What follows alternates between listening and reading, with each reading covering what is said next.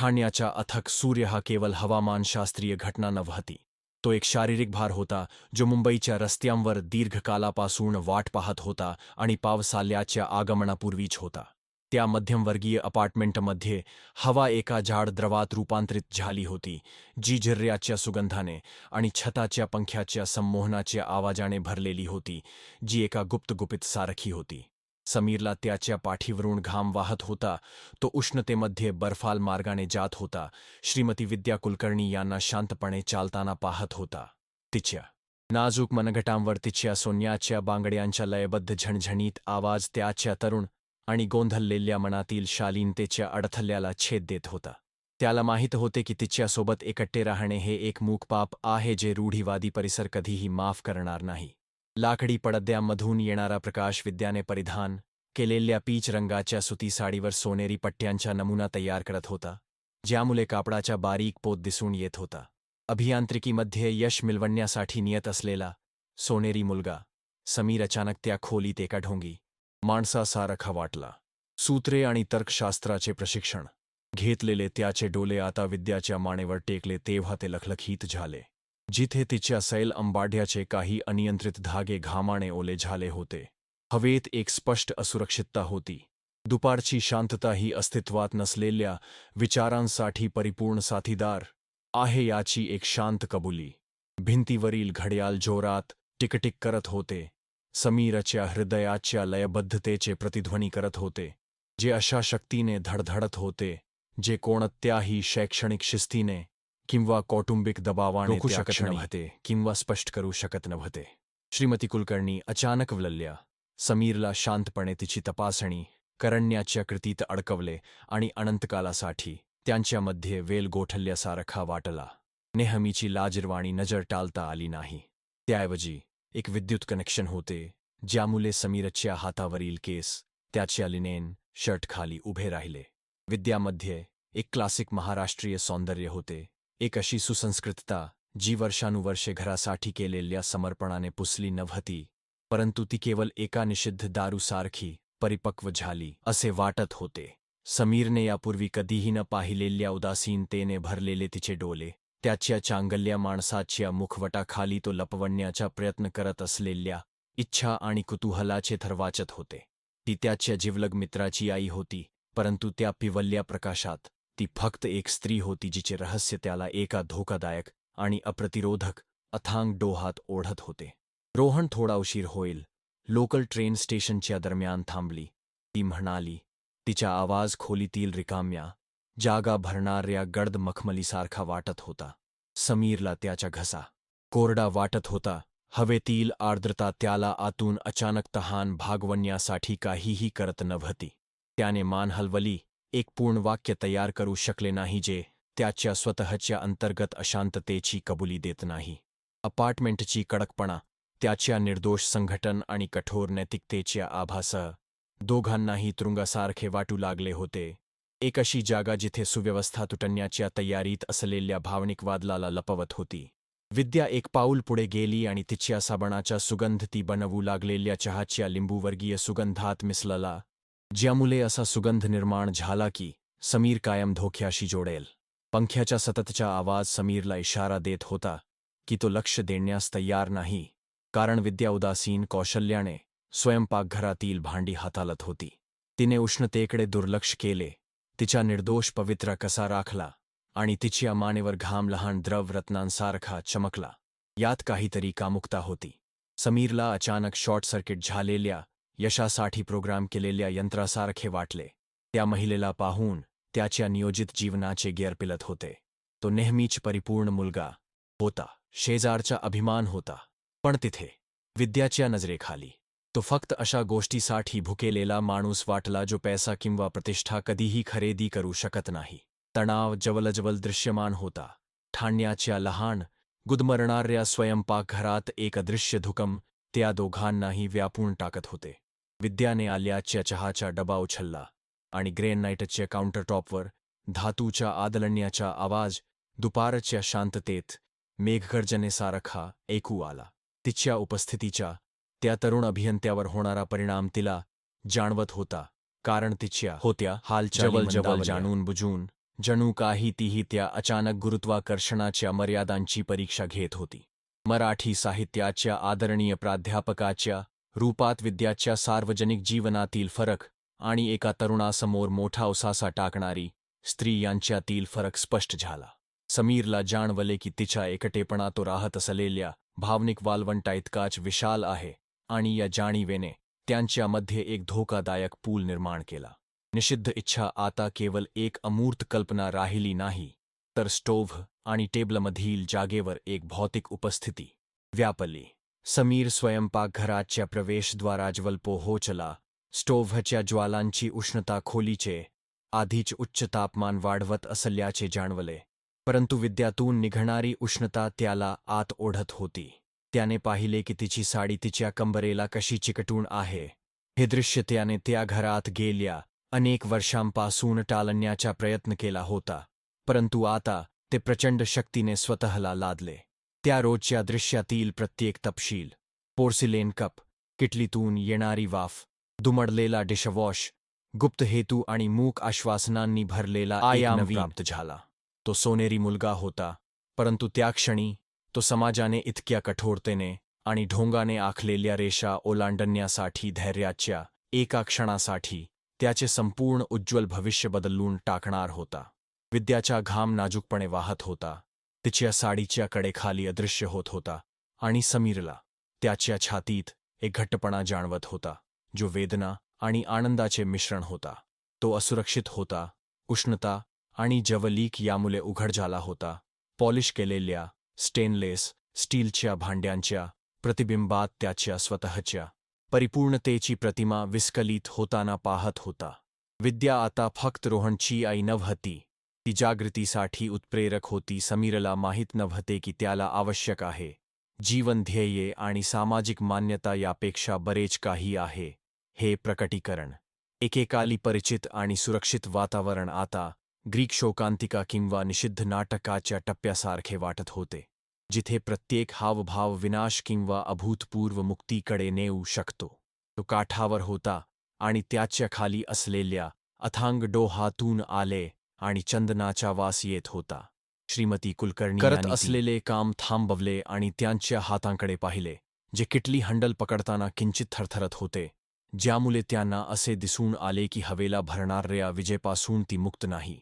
समीरने तिच्या डोळ्यात संघर्ष पाहिला, दिसण्याची आकांक्षा बाळगणारी स्त्री आणि कुटुंबाचा आधारस्तंभ बनण्याची गरज असलेली आई यांच्यातील लढाई.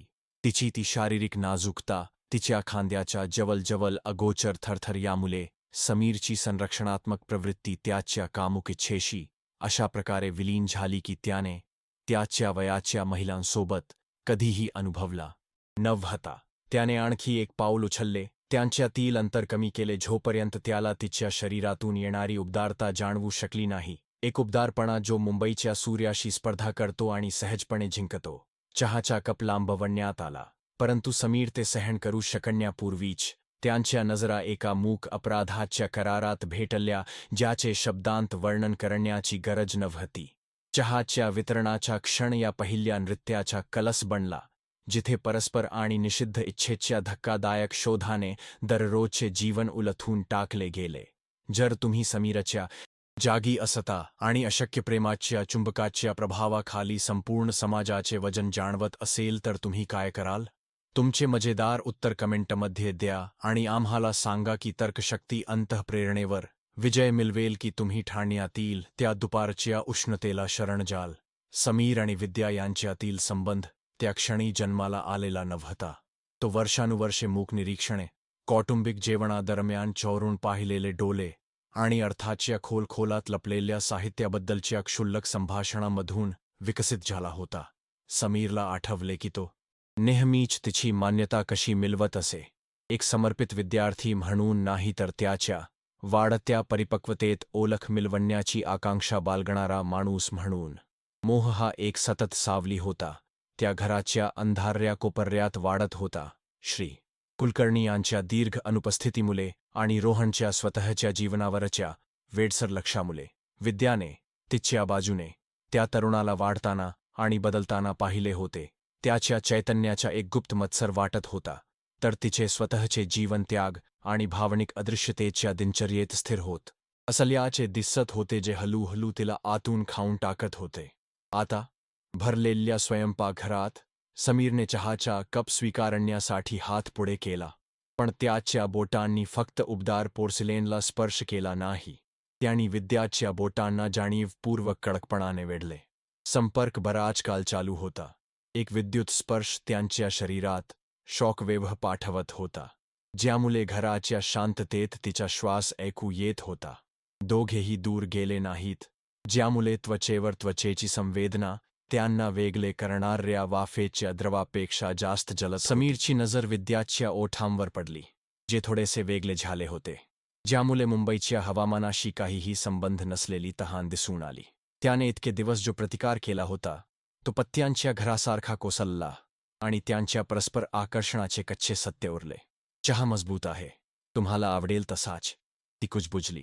जरी तिचे शब्द जास्त वजनदार वाटत होते, तिथे त्यांच्यात काय चालले आहे याची तीव्रता दर्शवत होते. समीरला त्याच्या नसांमधून खोटे बोलण्याच्या प्रवाहाचे एनड्रेनालाईन जाणवत होते, कारण त्याला माहीत होते की कोणत्याही क्षणी रोहनची चावी कुलुपात फिरू शकते आणि त्या नाजूक इच्छेच्या पवित्र स्थानाचा नाश करू शकते. तथापि जोखीममुळे संबंध आणखी तीव्र झाला आणि आता त्याच्यावर पूर्णपणे वर्चस्व गाजवणाऱ्या धाडसासाठी अडकण्याची भीती एका शक्तिशाली इंधनात रूपांतरित झाली. विद्याची छाती वेगाने वर येत आणि खाली पडत असताना त्याने पाहिले. तिची साडी तिच्या श्वासोच्छवासासह हलत होती. ती देखील त्या निषिद्ध उत्कटतेच्या प्रवाहाने किती वाहून जात आहे हे उघड करत होती, जे त्यांनी दोघांनीही इतके दिवस टाळले होते. त्यानंतरचे संभाषण लहान होते, सूक्ष्म मजकूर आणि लपलेल्या हेतूंनी भरलेले होते, जे झाड अगरबत्तीच्या धुरासारखे हवेत लटकत होते. हवामान किंवा समीरच्या अभियांत्रिकी अभ्यासाबद्दलची प्रत्येक टिप्पणी त्यांच्या डोल्यांनी एकमेकांना विचारलेल्या खर्या प्रश्नांवर एक पातळ पडदा होती. समीरने ती वाचत असलेल्या नवीन पुस्तकाबद्दल विचारले आणि विद्याने दडपलेल्या इच्छेची कहाणी सांगून उत्तर दिले. तिचे शब्द रात्रीच्या अंधारात त्वचेच्या भेटीच्या प्रतिमा रंगवत होते. विद्याच्या अनुभवाच्या परिष्कृततेमुळे आणि समीरच्या तारुण्याच्या कच्च्या ऊर्जेमुळे प्रत्येक झाडार्या क्षणाबरोबर कामुक संबंध अधिक मजबूत होत गेला. ते मोहाचा एक धोकादायक खेळ खेळत होते, जिथे सामाजिक नियम पहिले बली ठरत होते आणि रोहनशी असलेली निष्ठा ही एक दूरची आणि महत्त्वहीन आठवण वाटत होती. विद्याचे परिपूर्ण सार्वजनिक जीवन, आदरणीय शिक्षिका आणि आता समीरला तिचा भुकेलेला आत्मा पाहू देणारी स्त्री यांच्यातील फरक त्या तरुणासाठी जवळजवळ असह्य होता.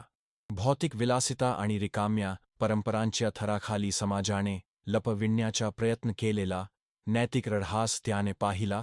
त्याला हे जाणवले की खरा सद्गुण भावनांच्या प्रामाणिकपणात आहे, ढोंगी नियमांचे पालन करण्यात नाही. समीरला एक जबरदस्त संरक्षणात्मक इच्छा वाटत होती.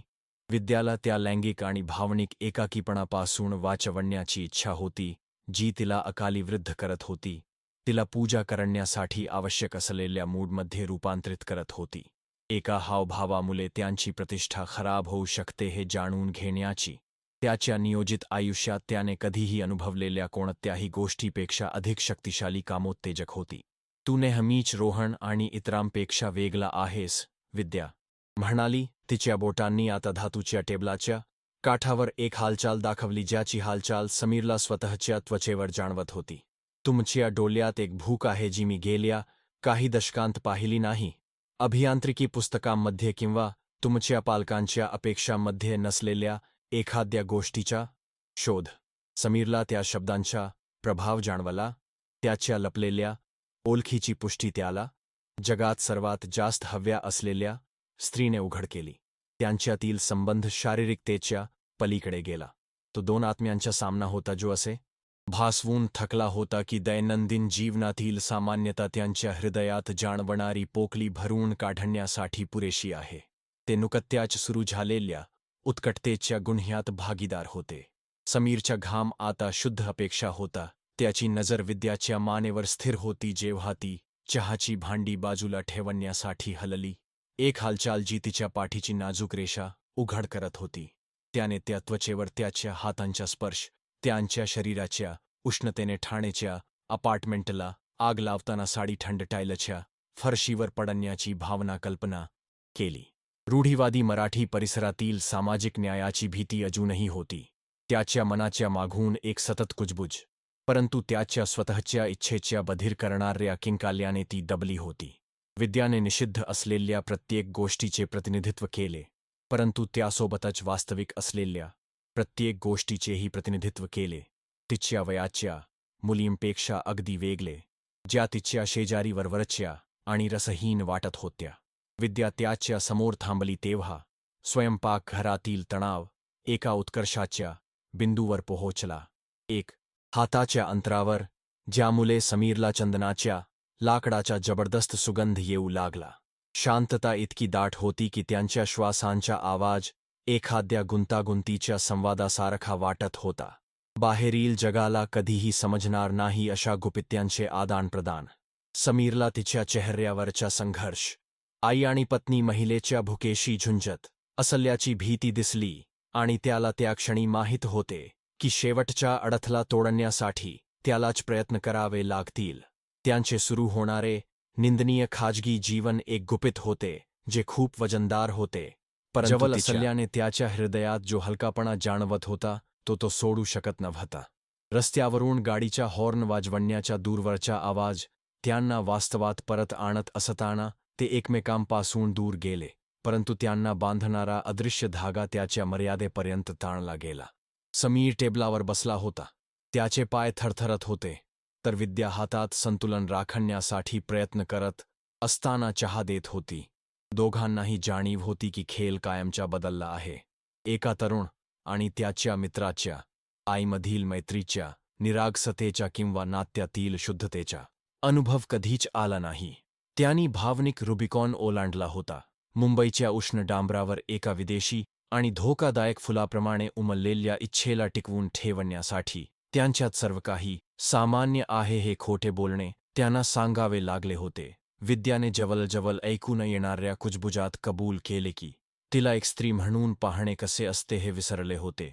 फक्त तिच्या पतीच्या आयुष्यात एक सहायक म्हणून किंवा तिच्या मुलासाठी एक आधारस्तंभ म्हणून नाही. त्या शब्दांनी समीरच्या कवचाला छेद दिला. एक खोल सहानुभूती जागृत केली जी केवळ त्याच्या शारीरिक आकर्षणाला तीव्र करते, त्याची वासना अधिक उदात्त आणि त्याच वेळी अधिक धोकादायक बनवते. त्याला असा आरसा व्हायचा होता ज्यामध्ये ती स्वतःला पुन्हा तरुण, इच्छित आणि जिवंत पाहू शकेल. यामुळे त्याच्या कारकिर्दीवर किंवा सोनेरी मुलगा म्हणून त्याच्या प्रतिमेवर काहीही परिणाम होतील याची पर्वा न करता, घोटाळ्यामुळे त्याचे तेजस्वी जीवन नष्ट होण्याचा धोका त्या महिलेच्या आत्म्याला स्पर्श करण्याच्या संधीसाठी मोजावी लागणारी एक छोटीशी किंमत होती. त्यांनी एकटे घालवलेला प्रत्येक सेकंद हा मोहाचा धडा होता, जिथे शांतता प्रेमाच्या कोणत्याही घोषणेपेक्षा जास्त बोलते आणि जिथे समीरच्या स्थिर नजरा विद्याने हताश तहानेने स्वीकारलेल्या प्रेमाच्या भावना होत्या. त्या स्वच्छ आणि व्यवस्थित अपार्टमेंटमध्ये ते पर्यायी वास्तवाचा एक बुडबुडा तयार करत होते. एक अशी जागा जिथे पाप हेच एकमेव सत्य होते आणि नैतिकता हे सोयीस्कर खोटे होते.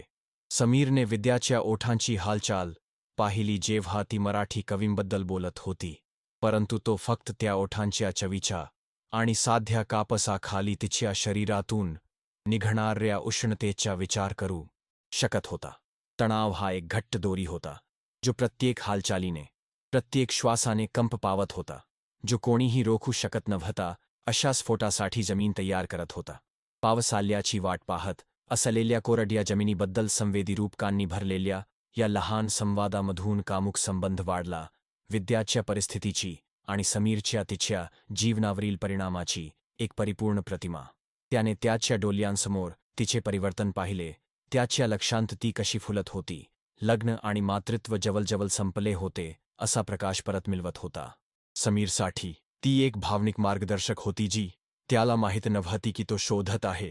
अशी व्यक्ती जी त्याला मानवी इच्छेच्या गुंतागुंतींबद्दल शिकवू शकेल ज्याचे अभियांत्रिकी सूत्रे कधीही स्पष्ट करू शकत नाहीत. आदर आणि सभ्यतेने चिन्हांकित त्यांचे सार्वजनिक जीवन आता त्यांच्या आत पेटलेल्या आगीचे मुखवटा बनले होते, धोक्याने भरलेले होते. नेहमी डोहातून पाहणाऱ्या जिज्ञासू शेजाऱ्याने किंवा समीरचा आवाज ओळखणाऱ्या शेजाऱ्याने पकडले जाण्याची भीती एड्रेनालाईनचा एक थर जोडला, ज्यामुळे सर्व काही अधिक व्यसनाधीन झाले. ते उघड्या खिडक्यांना टाळून सावल्यांसारखे अपार्टमेंटमधून फिरत होते, तर जेवणाच्या टेबलाभोवती हातांच्या प्रत्येक अपघाती स्पर्शाने त्यांच्यातील जवळीक अधिकच वाढत गेली. सामाजिक अपेक्षांच्या विलासिता आणि ते स्वीकारत असलेल्या नैतिक अर्हासातील फरकाने एक द्विभाजन निर्माण केले जे समीरला आकर्षक आणि मुक्त करणारे वाटले. तो देशद्रोही वाटला नाही, तर प्रेमाचा क्रांतिकारक वाटला, ज्या समाजाने मातृत्वाला पवित्र केले आणि तिला एकाकीपणा आणि खर्या नात्यासाठी तहानलेले सोडून दिले. विद्याने समीरच्या रिकामा कप उचलण्यासाठी हात पुढे केला आणि यावेळी तिनेच तिचा हात त्याच्या खांद्यावर ठेवला. हा स्पर्श फक्त 1 सेकंद टिकला, पण एक आगीचा ठसा सोडला. समीरला त्याच्या फुफ्फुसातून बाहेर पडणारी हवा, साडीतून तिच्या त्वचेची उष्णता जाणवत होती. जर त्यांनी धाडस केले तर जे काही घडेल त्याचे आश्वासन.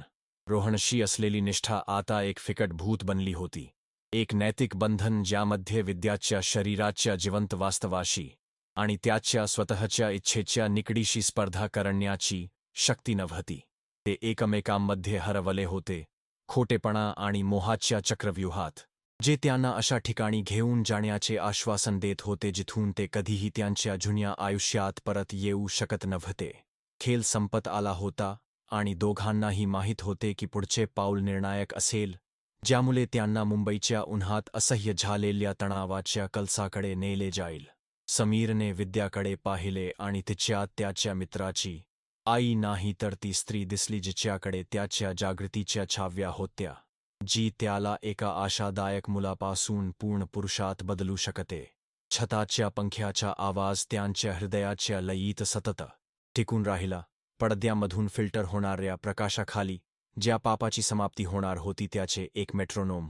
मोह पूर्ण झाला होता आणि खोटेपणा हा एकमेव भक्कम पाया होता ज्यावर ते दोघेही पूर्ण आत्मसमर्पणाचा क्षण बांधू शकत होते. अपार्टमेंटची शांतता अचानक समोरच्या दाराच्या कुलुपात चावी घुसवल्याच्या धातूच्या आवाजाने भंगली. हा आवाज समीरच्या हृदयात इशारा दिल्यासारखा प्रतिध्वनित झाला. एका सेकंदासाठी ते पूर्णपणे घाबरून गेले. विद्याने तिचा श्वास लहान आणि गोंगाटला. ती थरथरत्या हातांनी तिचा सैल अंबाडा दुरुस्त करत होती. दारावर ठोठावण्याची वास्तविकता होती. रोहन किंवा श्री कुलकर्णी परत येऊन त्यांनी त्या उष्ण दुपारी बांधलेल्या इच्छेचे मंदिर नष्ट करण्याची धमकी. तथापि दार उघडले नाही. ते फक्त हॉलवेमधील एक शेजारी होते, परंतु भीतीने त्यांना जे वाटले त्याची निकड स्पष्ट केली. भीतीचे रूपांतर पूर्णपणे आणि हताश आत्मसमर्पणात केले. विद्याने समीरकडे पाहिले आणि तिच्या डोळ्यात आता कोणताही संकोच नव्हता, फक्त एक भुकेलेला स्वीकार होता की आता रहस्य तर्कापेक्षा किंवा घोटाळ्याच्या भीतीपेक्षा अधिक मजबूत आहे. तिने टेबलावर विसरलेल्या कपकडे दुर्लक्ष करून त्याच्याकडे एक पाऊल टाकले आणि तिच्या हालचालीमुळे तिच्या सोन्याच्या बांगड्या तिच्या पूर्वीच्या नैतिकतेसाठी अंत्यसंस्काराच्या घंटाप्रमाणे वाजत होत्या. मला आता या घरात फक्त सावली बनायचे नाही, ती कुजबुजली. तिचा आवाज समीरच्या हाडांमध्ये जाणवणाऱ्या वेदनांनी भरलेला होता. त्याने हात पुढे केला आणि तिच्या चेहऱ्याला स्पर्श केला. तिची उबदार त्वचा आणि वाहू लागलेल्या अश्रूंचा ओलावा जाणवला. ती नेहमीच प्रक्षेपित केलेल्या शक्तीच्या प्रतिमेशी एक हृदयद्रावक विरोधाभास. समीर जवळ ओढले आणि त्यांच्या शरीराचा संपर्क 2 उच्च व्होल्टेज विद्युत प्रवाहांच्या भेटीसारखा होता. एक मूक स्फोट जो खोलीच्या अंधुकतेला प्रकाशित करतो. विद्याची उबदारता, चंदनाच्या सुगंधाने आणि तिच्या घामाच्या ओलाव्याने त्याला पूर्णपणे वेढून टाकले. निष्ठा, भविष्य किंवा समाजाचा कोणताही विचार पुसून टाकला. ते आता सोफ्यावर होते, तिच्या त्वचेवर ज्वलंत रेषा काढणाऱ्या फिल्टर केलेल्या प्रकाशाखाली, आणि समीरला वाटले की तो फक्त एका स्त्रीलाच नाही तर जीवनाच्या सारालाही स्पर्श करत आहे. ते काळजी घेणारी आई पाहतात, मला जलणारा आत्मा दिसतो, तो तिच्या मानेवर कुरकुरला. विद्याच्या संपूर्ण शरीरात त्याच्या शब्दांनी निर्माण झालेल्या हिंसक थरथरणाला जाणवत होता. तणाव शिगेला पोहोचला. त्यांच्या शरणागतीच्या तीव्रतेने हवा कंप पावत होती, तर छताचा पंखा त्यांच्या डोक्यावरून वेडापिसा फिरत होता. समीर आता तो सूक्ष्म अभियंता नव्हता, तो एक कामुक सहानुभूतीने ग्रस्त माणूस होता ज्यामुळे त्याला विद्याने वर्षानुवर्षे वाहून घेतलेल्या एकाकीपणाच्या प्रत्येक ऑन्स गिलून टाकायचा होता. एकेकाली काळजीचे साधन असलेले तिचे हात आता एका कुतूहलाने समीरच्या छातीचा शोध घेत होते, जणू काही त्याच्या तरुण कणखर त्वचेतून स्पर्शाची भावना पुन्हा शोधत होते. पाप हे ओझे नव्हते, ते एक मुक्ती होते, त्या पिढीच्या साखल्या तोडणे ज्यांनी त्यांना त्या कठोर समाजात कधीही निवडलेल्या भूमिकांचे कैदी बनवले होते. चुंबनांच्या छवी आणि वर्षानुवर्षे दडपशाही यांच्यात लहान श्वास न घेणारे वाक्ये देवाणघेवाण झाली. त्या क्षणी एकमेव महत्त्वाची भाषा बोलणाऱ्या शरीरांचा संवाद. विद्याने समीरला अशा तीव्रतेने शरण गेले की ते घाबरले आणि मंत्रमुग्ध झाले. साध्या सुती साडीखाली त्याने कधीही कल्पनाही केली नव्हती अशी इच्छा प्रकट झाली. ते महाराष्ट्राच्या कोरड्या जमिनीसारखे होते जे पावसाळ्याच्या पहिल्या थेंबाची वाट पाहत होते. प्रत्येक स्पर्श, प्रत्येक उसासा शोषून घेत होते, जणू काही त्यांचे जीवन त्या जोडणीवर अवलंबून होते. कलस केवळ शारीरिक नव्हता, तो मानवतेचा स्फोट होता. जिथे सामाजिक मुखवटे पडले आणि जे उरले ते फक्त दोन एकाकी प्राण्यांची शुद्ध आणि प्रामाणिक भूक होती. सामान्य घरगुती वातावरण आणि सोफ्यावर उलगडणाऱ्या अनियंत्रित उत्कटतेच्या दृश्यातील फरकाने एक अवास्तव वातावरण निर्माण केले, जे नियमांच्या अपवित्रतेत जवळ पवित्र होते. समीरला असे वाटले की त्याच्या अस्तित्वाचा प्रत्येक तंतू त्या भेटीत पुन्हा लिहिला जात आहे. त्याचे तारुण्य विद्याच्या स्पर्शज्ञानाने शांत होत आहे, तर ती त्याच्या इच्छेतून पुनर्जन्म घेत आहे. त्यांनी घड्याळ, त्याचे परिणाम आणि बाहेरील जग दुर्लक्षित केले, फक्त त्यांच्या त्वचेच्या उबदारपणावर आणि त्यांच्या श्वासांच्या वेगवान लयीवर लक्ष केंद्रित केले. आता त्यांचे रहस्य एक जिवंत अस्तित्व होते, रक्त आणि घामाचा करार जो त्यांना अशा प्रकारे बांधून ठेवत होता की कोणीही समजू शकत नव्हते किंवा पूर्ववत करू शकत नव्हते. विद्या समीरच्या स्पर्शाखाली तिच्या शरीरावर कमांड करत होती. तिचा आवाज एका दबलेल्या आक्रोशात बाहेर पडत होता, जो दशकांच्या भावनिक अदृश्यतेतून मुक्ततेच्या स्तोत्रासारखा वाटत होता. तिने त्याला अशा शक्तीने मिठी मारली ज्याने ही भीती प्रकट केली की हा क्षण केवळ मान्सूनपूर्व उन्हाळ्याच्या अतिउष्णतेमुळे निर्माण झालेला एक भ्रम आहे. समीरला एका संरक्षक आणि विजेत्यासारखे वाटले. तिला इतके आसुसलेले प्रेम देत असतानाच कोणत्याही कारकिर्दीने देऊ शकणार नाही अशी मान्यता मिळाली. ते पिढ्यानपिढ्याचे अडथळे ओलांडत होते. ठाण्याच्या अंबर प्रकाशाखाली नावे, पदव्या किंवा कौटुंबिक अपेक्षांपासून वंचित राहून त्यांच्या सर्वात मूलभूत स्वरूपात फक्त पुरुष आणि स्त्री बनत होते. संपूर्ण शरणागतीसोबत नियतिवादाची भावना होती, जणू काही दोघांनाही माहीत होते की त्या क्षणापासून काहीही सारखे राहणार नाही. परंतु जिवंतपणा अनुभवण्याची किंमत हीच होती. त्यांचे कपडे विस्कटलेले होते, त्यांच्या शरीरावर घाम चमकत होता, जणू ते पितलेचे पुतले जिवंत होत आहेत आणि चंदनाचा सुगंध स्वतःच पापाचा सुगंध बनला होता. समीरने विद्याच्या आत्मा तिच्या अर्ध्या बंद डोळ्यांतून पाहिला आणि त्याला जे आढळले ते इतके विनाशकारी होते की त्यामुळे त्याला आनंदाने आणि दुःखाने एकाच वेळी रडू यायचे होते. ते पाप आणि पवित्रतेचे प्रतीक होते, एक जिवंत विरोधाभास जो त्यांना सर्व बाजूंनी वेढलेल्या रूढीवादी जगाच्या तर्काला आव्हान देत होता. कलस म्हणजे सर्व अडथळ्यांवर मात करणे, एक असा क्षण जिथे काल अस्तित्वातच राहिला नाही आणि विश्व त्यांच्या शरीराच्या लयबद्ध स्पर्शात आणि त्यांच्या आत्म्यांच्या विद्युत जोडणीत मर्यादित झाले. समीरला असे वाटले की त्याला अखेर त्याच्या जीवनाचा उद्देश सापडला आहे, अभियांत्रिकी प्रकल्पांमध्ये नाही तर दुसऱ्या मानवातील शून्यता त्याच्या स्वतःच्या चैतन्याने भरून काढण्याच्या क्षमतेत. विद्याने तिचा आवाज आणि शरीर पुन्हा मिळवले. तिला पुन्हा एकदा तिच्या स्वतःच्या कथेची नायिका वाटली, फक्त इतरांच्या जीवनातील एक तलटीप नाही. इच्छेचा स्फोट हा एकाकीपणावरचा अंतिम उपाय होता, एक चमत्कारिक पाऊस जो शेवटी त्यांच्या थकलेल्या हृदयाच्या कोरड्या जमिनीवर पडला. जेव्हा हालचाल शेवटी थांबली आणि ते मिठी मारून बसले, तेव्हा त्यानंतरची शांतता फक्त पंख्याच्या आवाजाने भरली गेली. परंतु ती एक वेगळीच शांतता होती, जी एका हिंसक शांततेने भरलेली होती. त्यांनी शेवटची सीमा ओलांडली होती आणि आता त्यांच्यामध्ये एक गुप्तता एका पुरलेल्या खजिन्यासारखी विसावली होती जी फक्त त्या दोघांनाच माहीत होती की दैनंदिन जीवनाच्या सामान्यतेमध्ये कुठे शोधायचे.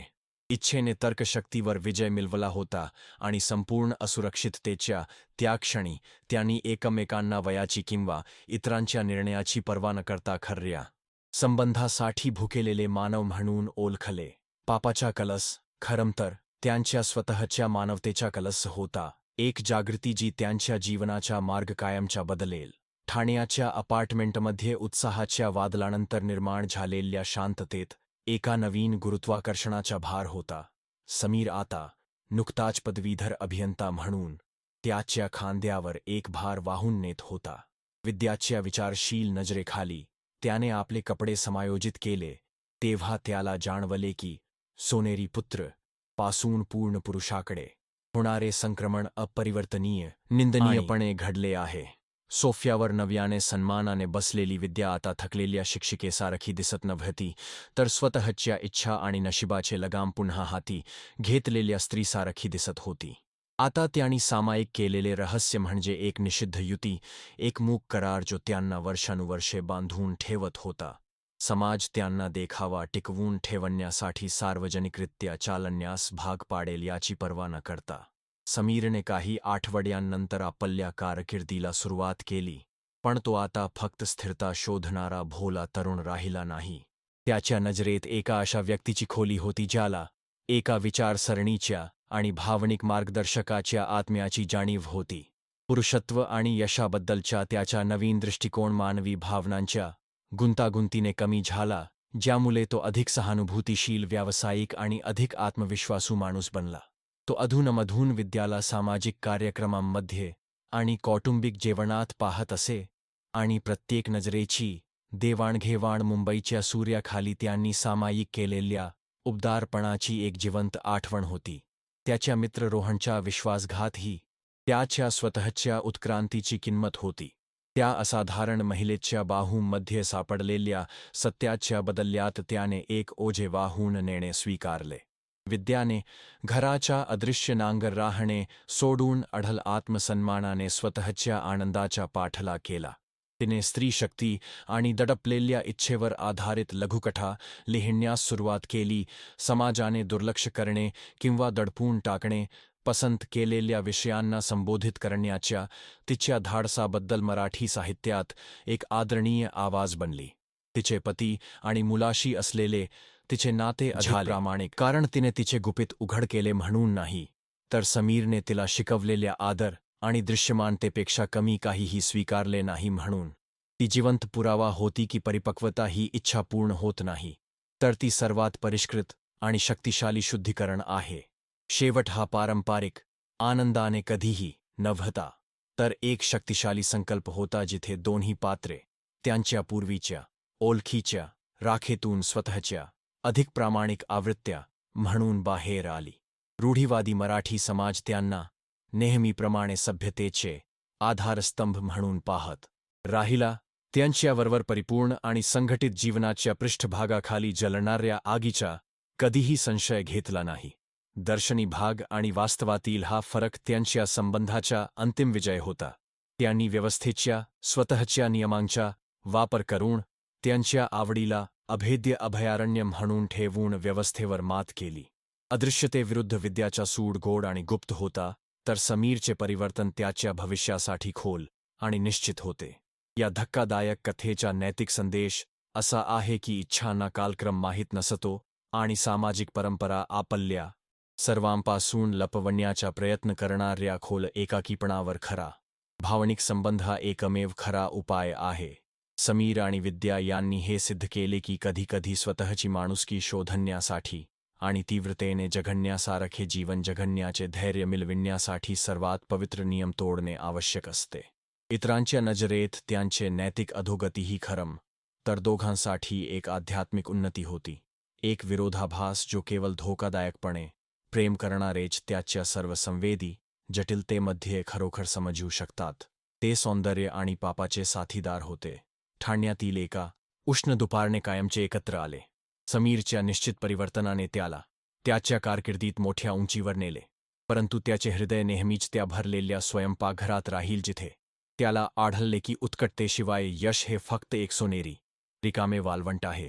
तो चंदनाचा सुगंध आणि आल्याच्या चहाची चव कधीही विसरला नाही, जे घटक त्याच्या सर्वात शक्तिशाली आणि परिवर्तनकारी भावनिक आणि कामुक स्मृतीचे आधारस्तंभ बनले.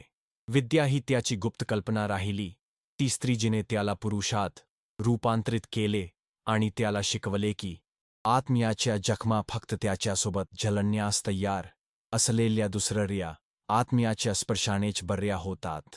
ते एका नवीन संतुलनात राहत होते, एक नवीन निषिद्ध युती जी त्यांना बाह्य जगाच्या सामान्यतेपासून वाचवते.